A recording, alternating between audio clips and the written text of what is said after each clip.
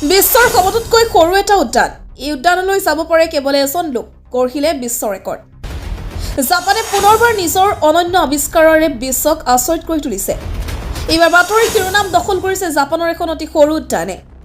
যিখন উদ্যানক বিশ্বৰ আটাইতকৈ সৰু উদ্যান হিচাপে ঘোষণা কৰি গিনিছ ৱৰ্ল্ড ৰেকৰ্ডত স্থান দিয়া হৈছে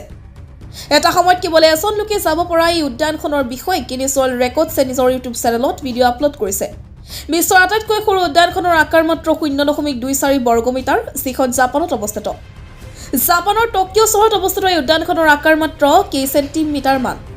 কিন্তু আকাৰত সৰু হোৱাৰ পিছতো পৰ্যটক আৰু স্থানীয় লোকৰ বাবে ই আকৰ্ষণৰ কেন্দ্ৰবিন্দু হৈ পৰিছে গিনিছ ৱৰ্ল্ড ৰেকৰ্ডছৰ দলটোৱে এই উদ্যানখনৰ পৰিদৰ্শন কৰি বিশ্বৰ আটাইতকৈ সৰু উদ্যান হিচাপে ঘোষণা কৰে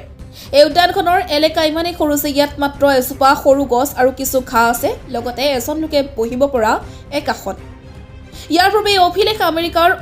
অৰেগনত অৱস্থিত মিলেন্স পাৰ্কৰ নামত আছিল যাৰ আয়তন আছিল মাত্ৰ 0.292 বৰ্গমিটাৰ কিন্তু জাপানৰ এই নতুন উদ্যানখনে সেইখিনি অতিক্ৰম কৰি এতিয়া আনুষ্ঠানিকভাৱে বিশ্বৰ আটাইতকৈ সৰু উদ্যান হিচাপে পৰিগণিত হৈছে